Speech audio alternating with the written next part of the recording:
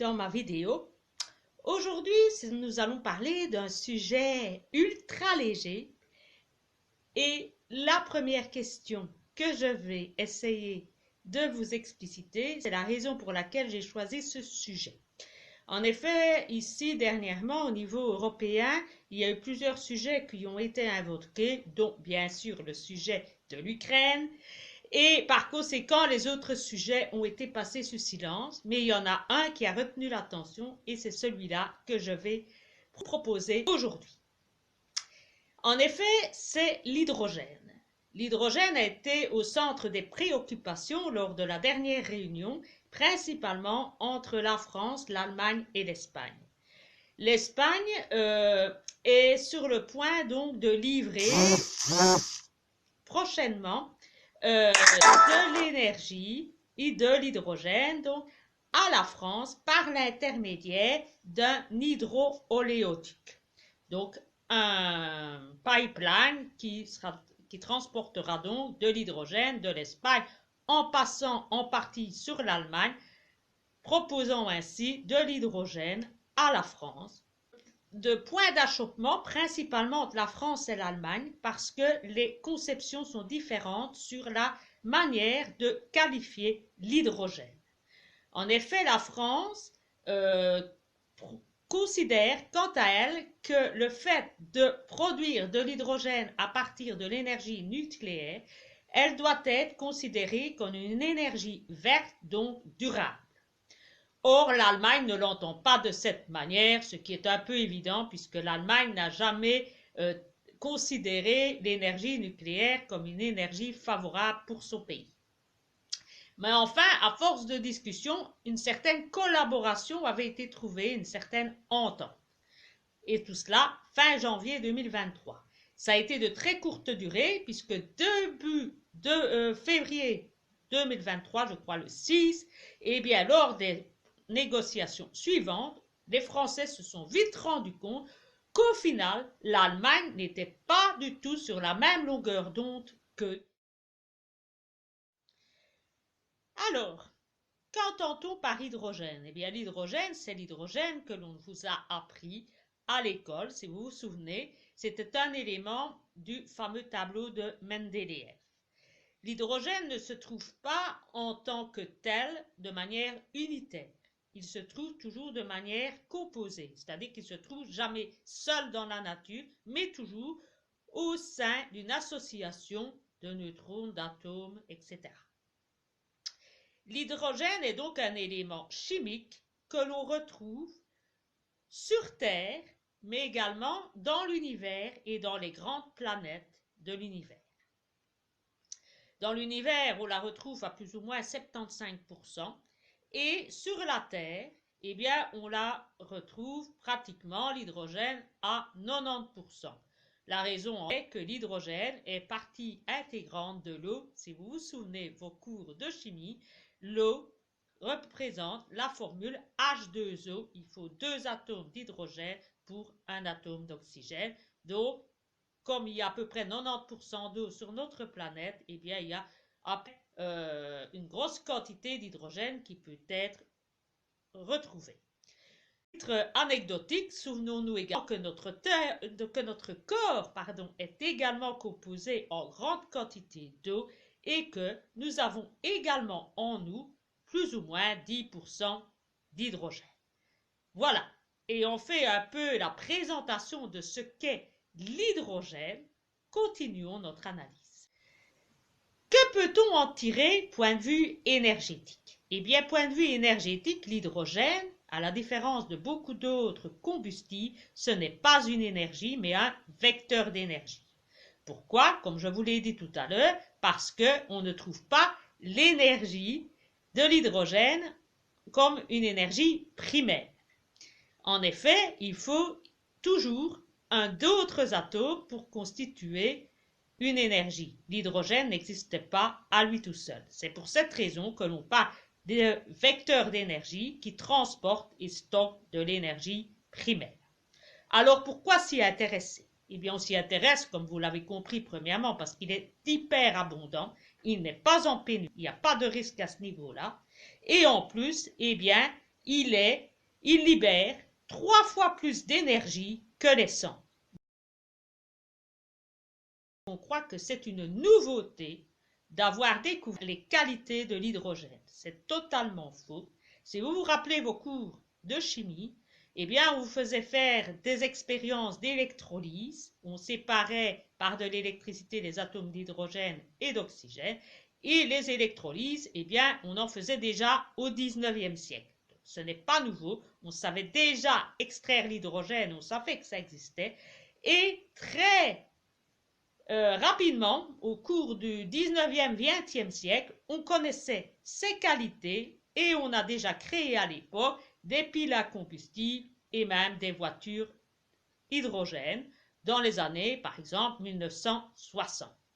Donc, il n'y a rien de nouveau là-dedans, c'est juste une remise au goût du jour, sans nouveauté, comme je vous l'ai dit dans les précédentes vidéos. Franchement, on ne fait pas de nouvelles découvertes en énergie depuis de nombreuses années. Ce ne sont que des reprises du passé. Alors, pourquoi on s'y intéresse? Ben, vous l'avez bien sûr compris, pour une raison toute simple, que pour le moment, on est à la recherche de nouvelles énergies dans le cadre de cette fameuse politique du Green Deal, donc c'est-à-dire d'avoir de l'énergie durable, non polluable, qui ne va pas transformer notre planète en poubelle, hein, vous m'avez compris. Donc c'est pour finalement la fameuse politique de la transition énergétique.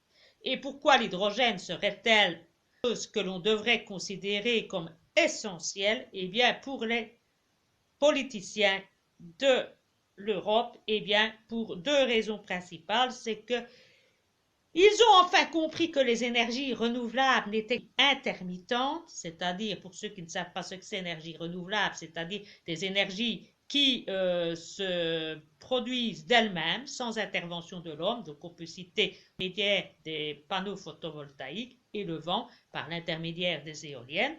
Et on a enfin compris que c'était intermittente et qu'on ne pourrait pas l'utiliser comme énergie principale de manière continue.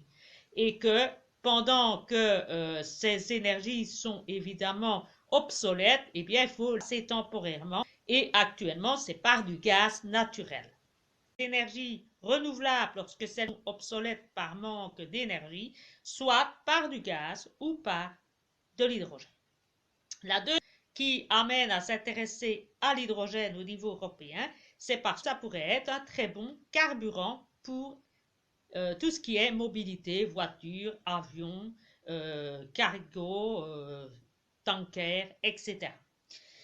On pourrait y arriver par des moteurs à hydrogène ou bien par des piles. Et pourquoi on s'y intéresse? C'est parce que l'on sait que lorsque on utilise ce type de procédé, le rejet des gaz de combustion se transforme en eau. Donc là, c'est tout à fait clair que c'est propre pour l'environnement. Mais bon, est-ce réellement propre et est-ce réellement réaliste et réalisable? C'est ce que nous allons voir maintenant. C'est un vecteur d'énergie. Eh bien, on ne peut pas extraire directement l'hydrogène et l'utiliser. On doit utiliser des procédés pour pouvoir l'extraire. Au niveau écologique, on classe l'hydrogène en 3 catégories. On la catégorise en énergie verte lorsqu'elle est, c'est-à-dire de l'eau, et qu'on divise en atomes d'oxygène et d'hydrogène. Donc ça vient de l'eau, on utilise de l'électricité, donc c'est considéré comme vert. Il y a l'hydrogène gris qui est à partir d'énergie fossile. Et alors nous avons l'hydrogène produit à partir de l'énergie nucléaire. Et la raison pour laquelle, vous vous rappelez ce que je vous ai dit tout à l'heure, l'objet de cette vidéo et du sommet européen, c'est que les Français voudraient mettre l'hydrogène de fabrication nucléaire dans l'hydrogène vert avec le procédé de l'électrolyse. Deuxièmement, on se rend compte que la production d'hydrogène n'est vraiment pas évidente. Ça demande beaucoup de technique, beaucoup de temps, mais également c'est très coûteux. En effet, pour réaliser le procédé de l'électrolyse, quand on le faisait à l'école, ça a l'air tout petit, tout minable, dans un petit pot de Berlin avec une petite pile, etc. Mais lorsqu'on doit le faire au niveau d'usine, là, ça se complique très sérieusement et ça coûte très très cher. On a développé d'autres techniques comme le vaporeformage et le reformage qui est déjà beaucoup moins cher, mais ça reste très très coûteux. À côté de ça, on peut aller vers des procédés moins chers, mais alors on entre dans l'énergie fossile ou nucléaire.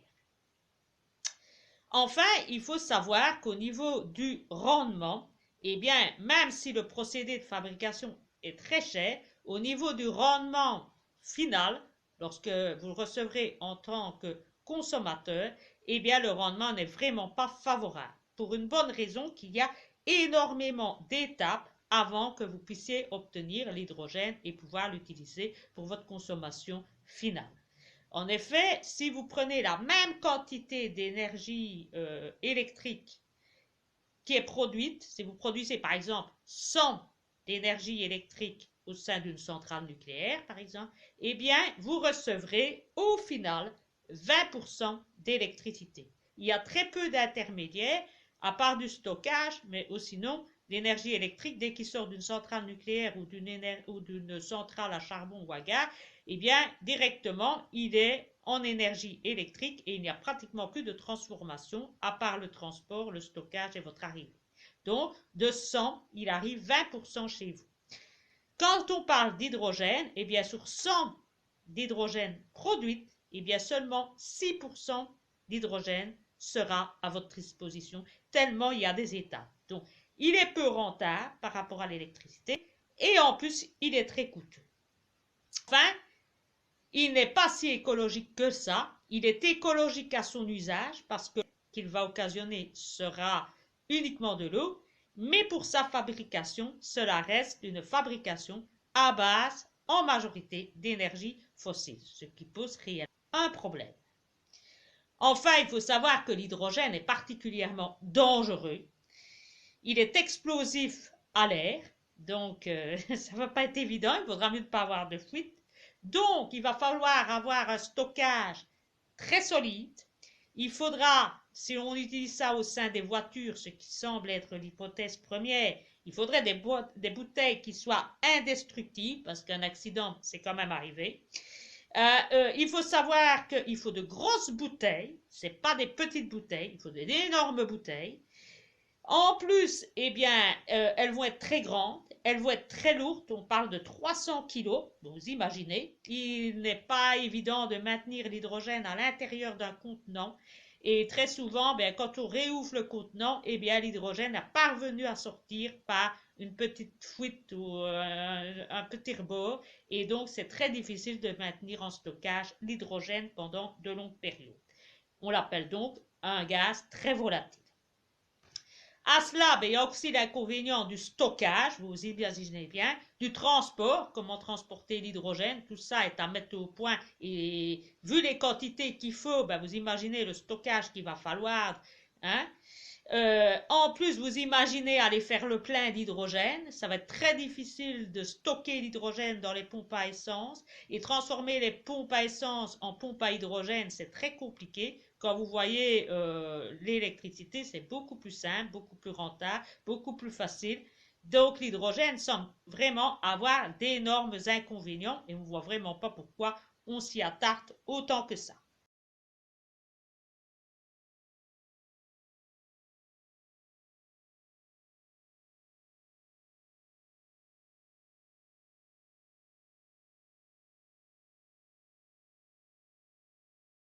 Donc ça reviendrait catégoriquement très très cher à l'usage. Maintenant, si on parvient à résoudre tous ces problèmes, mais ce n'est pas pour demain la veille, ça sera sûrement en 3000 ou en 4000, ou si on trouve un extraterrestre, peut-être qu'on aura peut-être la solution plus vite. Il faudrait qu'on ait des bouteilles très solides, qui soient plus petites. Une bouteille à 5 kg, là, ça serait rentable. que l'hydrogène a une capacité de rentabilité améliorée qui permette de rouler au moins 700 km, ce qui n'est pas le cas actuellement. Les prototypes ne permettent pas d'arriver à ces niveaux-là, ce qu'on permet d'arriver avec les voitures électriques pour l'instant. Donc il faudrait miniaturiser, rendre des bouteilles indestructibles, plus petites et avec des matériaux que nous n'avons toujours pas à l'heure actuelle. Alors, pourquoi s'intéresser à ça dans notre actualité? Eh bien, parce que certains d'entre vous investissent dans des matières précieuses qui entrent dans la fabrication des pots d'échappement de voitures carbonées.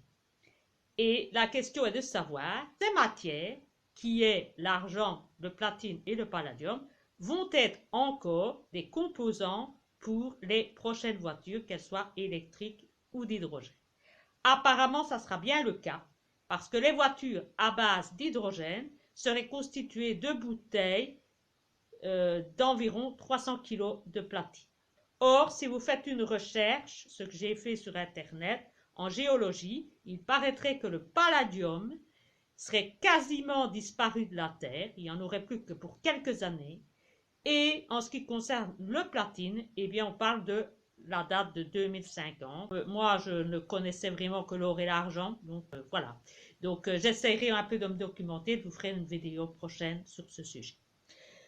En conclusion, bien moi, qu'est-ce que je peux retirer de tout ce que j'ai recherché au sujet de l'hydrogène? C'est qu'on ne comprend pas pourquoi on nous fait un foin avec l'hydrogène au niveau européen, puisque, suivant tout ce que je vous ai raconté, eh bien, on ne voit vraiment pas ce qu'il y a de rentable là-dedans et pourquoi on se bute à aller continuellement et encore vers l'hydrogène. Voilà. Quand on compare l'hydrogène et l'électricité, eh bien, il va de soi que c'est l'électricité qui l'emporte, bien évidemment, au vu de tous les points négatifs que je vous ai invoqués ci-avant. À bientôt, portez-vous bien. La prochaine fois, nous verrons soit un sujet sur l'immobilier, parce qu'il y a beaucoup de changements également à ce sujet-là pour l'instant, ou alors nous serons un peu plus philosophiques. Voilà, je vous laisse la surprise. Aris Le Civre, juriste, préparateur physique et mental, gérant de la boutique Multiblue Paradise et organisateur d'événements sportifs et professionnels.